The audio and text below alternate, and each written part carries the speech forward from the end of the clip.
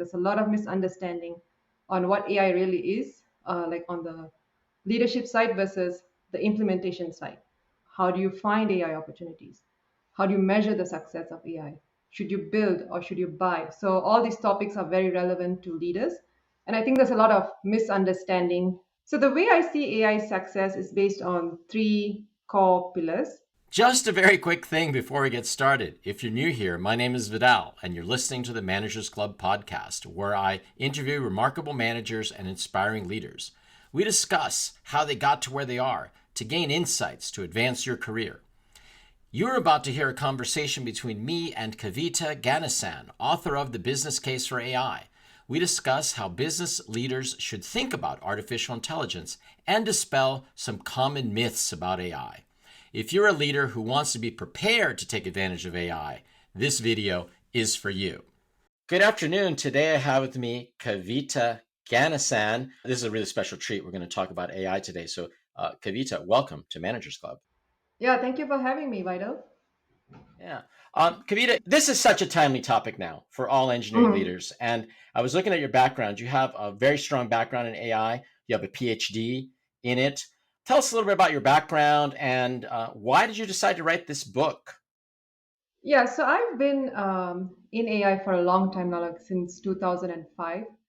I really got my start when I joined USC for my master's program, and I was introduced to this whole world of AI because they have a really strong AI department there. And so I learned about algorithm development, and there was a lot of creativity and problem solving going on. And that really resonated with me because I really like problem solving. And I also like the creative thinking aspect, which goes along with AI. So you have to be creative in coming up with algorithms. So that's how I got hooked to AI.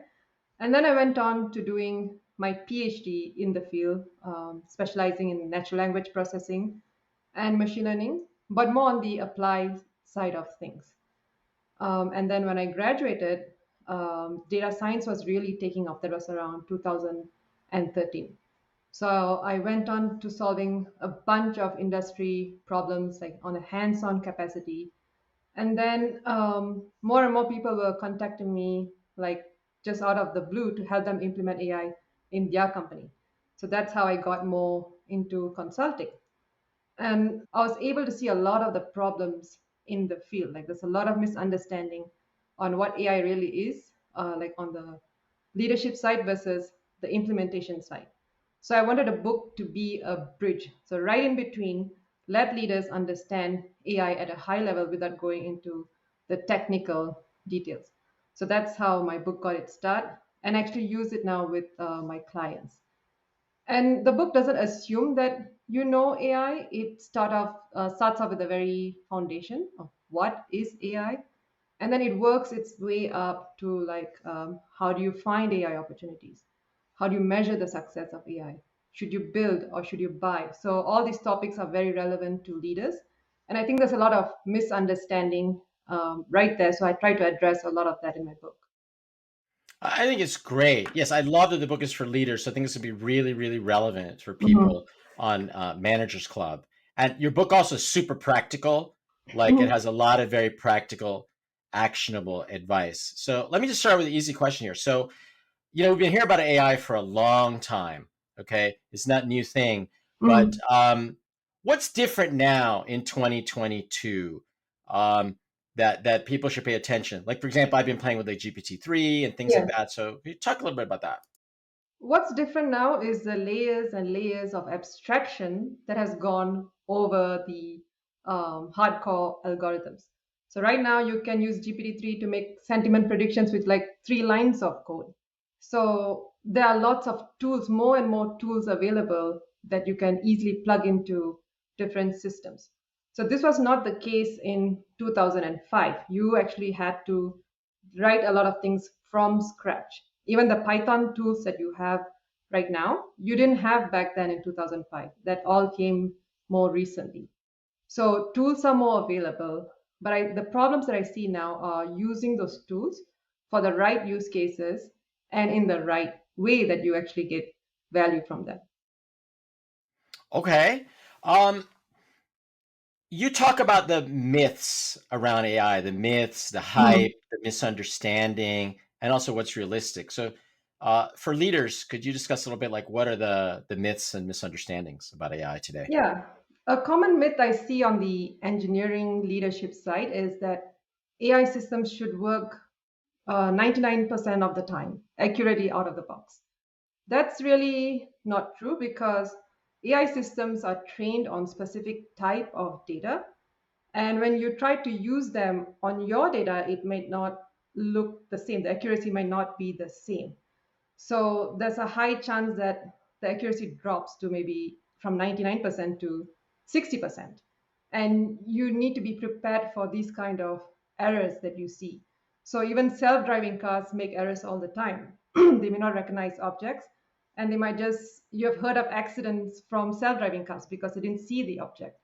So there are many problems like that where people think that AI systems should work out of the box, but it really, um, it's all about testing, evaluating, setting your expectations right, and um, just making sure it works in your particular problem. Yeah, that's Um, one. Yeah.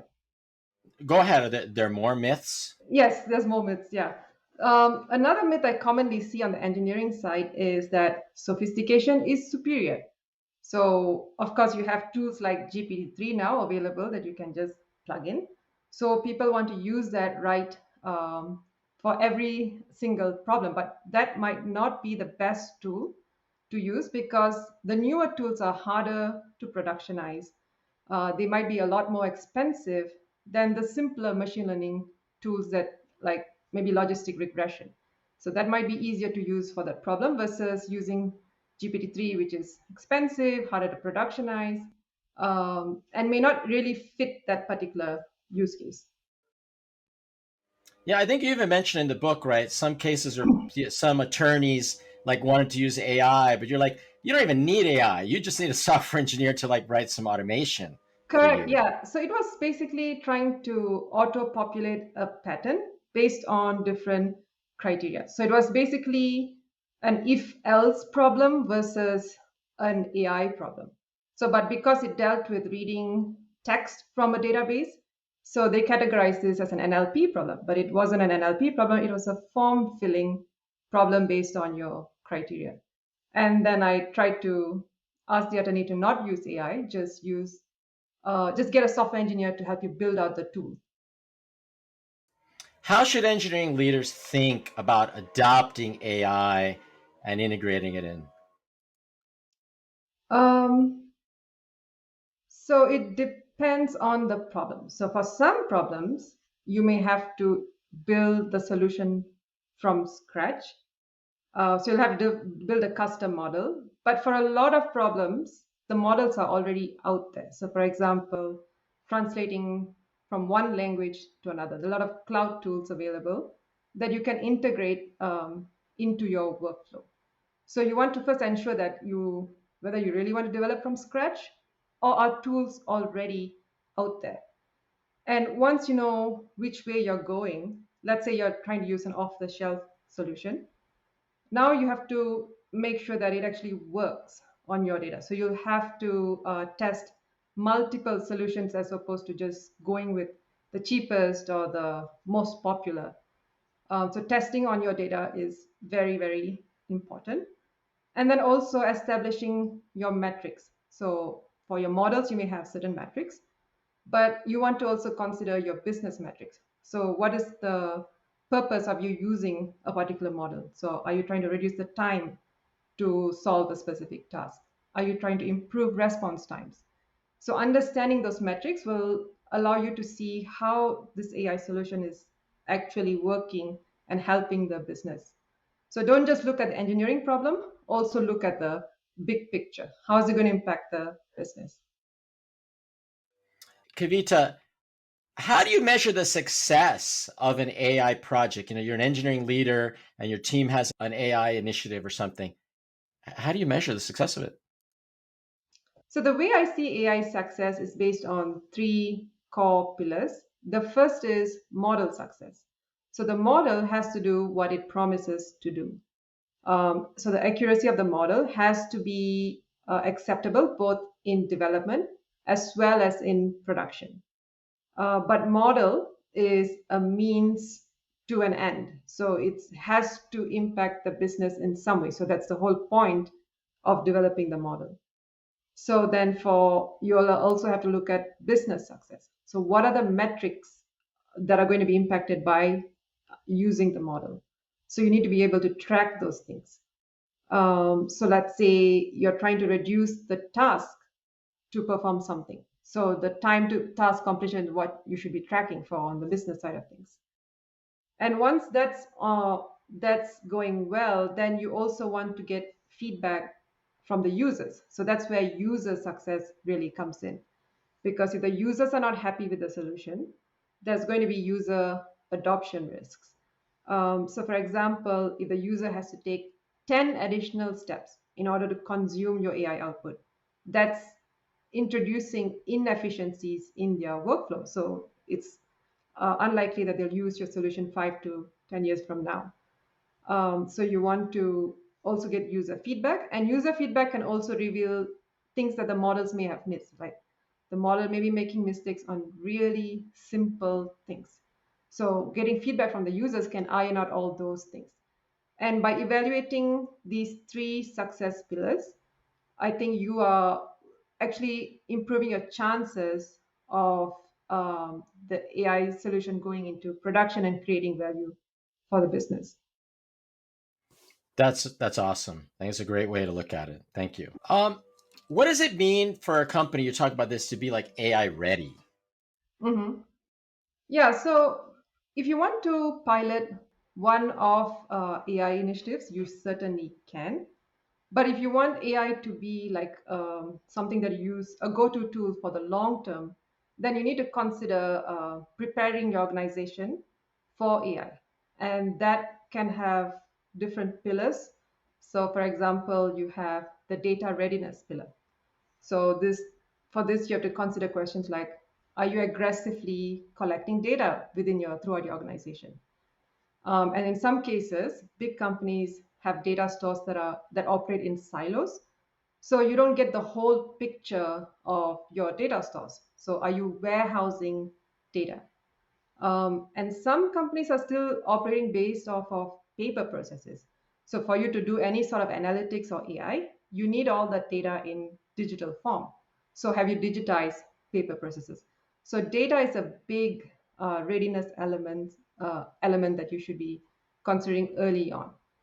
And on top of data, there's also cultural readiness, which I think is also pretty big because there's a lot of fear around AI, like all this fear brought out by these popular figures, like there will be AI takeover, we'll have weaponization of AI.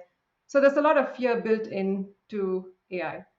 So we need to address those fear. We need to be clear about how you're going to use AI, for what purposes, what types of data will you use or will you not use. Um, and so the ethical considerations are important.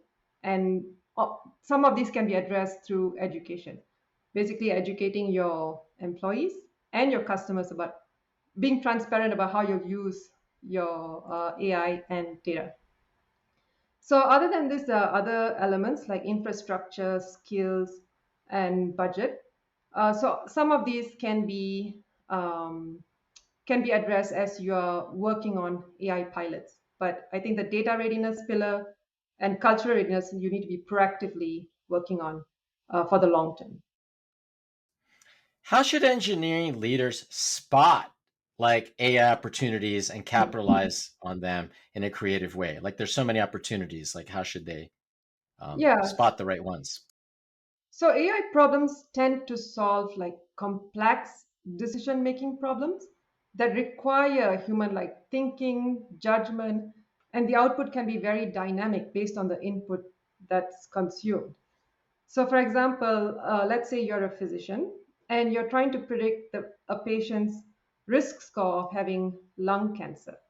So you're using your years of training, your subject matter expertise, the patient's uh, chart information, the patient's health condition essentially, and maybe the CT scans generated for the patient. So using all of these data points to render a decision on a case by case basis for each and every patient. And one small abnormality in the CT scan may change your risk score prediction. So this is a complex decision making problem, and you can teach a AI system to make similar predictions by showing it like historical examples of how physicians have made predictions on such similar health conditions. So that these are the types of problems you want to look for. And AI problems are often like high volume and recurrent. For it to make business sense, it has to be high volume and recurrent. So another example is a recommendation system. So recommendation is not a one size fits all. It's very personalized. And to do it manually, you'll have to do this on a case by case basis. So this is also in effect a complex decision making problem. So these are the types of problems you want to find, like complex problems. They are high volume, they are recurring, and in my book, I actually have a framework to find these AI opportunities, like step by step framework to do this. Talk to me a little bit or about the pitfalls of like AI for AI's sake. So you had a great thing in the book where people will make these sexy demos of stuff, to draw attention, maybe to get themselves promoted and things like that. But at the end of the day, these demos don't go anywhere. So Mhm. what should engineering leaders be careful of there? Yeah, so a lot of problems that come up within engineering teams is based on the data that's available. So you see some really nice, large amounts of data, and then we start developing models. So maybe you have lots of support tickets, and then you start developing sentiment classifiers over these support tickets. But really, there is no real business use case for this model. So they develop, and it's production ready, and then they're trying to shop like who wants to use this model, who needs it. So that really doesn't work well because it doesn't tie into any higher business goals or objectives, and it's not solving like a known high impact problem. And this happens a lot because AI systems need data, and that's how engineers today come up with problems to solve based on what's available. So, but I think the way should be the reverse.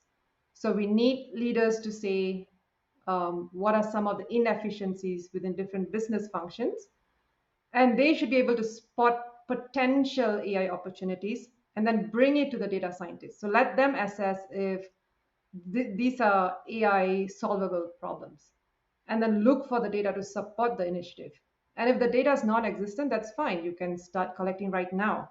So maybe you can get into the initiative 6 months down the road. So, but it should be more top down versus bottom up, really. I think that's a great point you made because when these things are coming from the data scientists, machine learning engineers, maybe they're not that useful. So they're coming from the leaders and the domain experts. So Mhm, it's because really they are sitting closest to the business challenges that's happening daily. So they see the fire happening.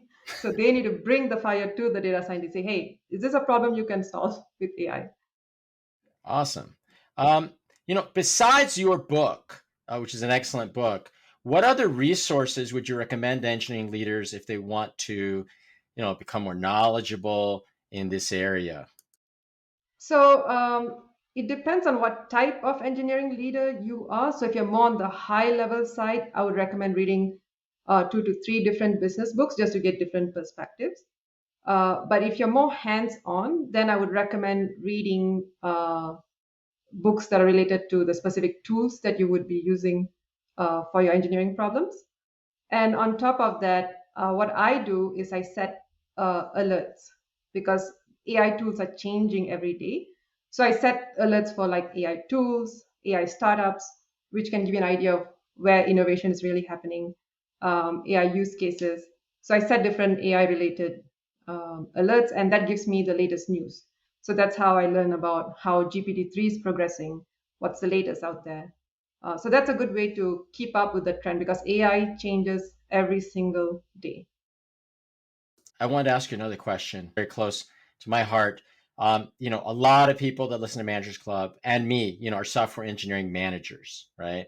And I believe that AI is going to have a hugely disruptive effect on software engineering, right? As people write code in the Mhm. future.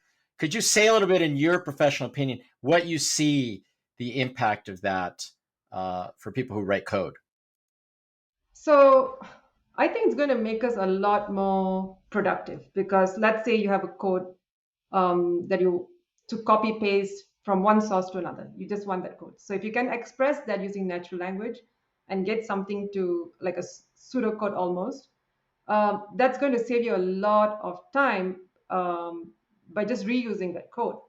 But this comes with some problems like some of these tools may have memorized code on the web. So you may be, in effect, plagiarizing the code. So this is not the problem of the software engineers, it's a problem of the tool itself. But for the software engineer, we can become more productive if it's even telling you that, hey, this looks like plagiarized code just by using AI behind the scenes. That itself is going to be, let's say you copy pasted code and it detects that it's plagiarized code. This is also going to be helpful to you. So that I think there are lots of areas where productivity can be improved. So over time, we become more of the designers rather than code writers.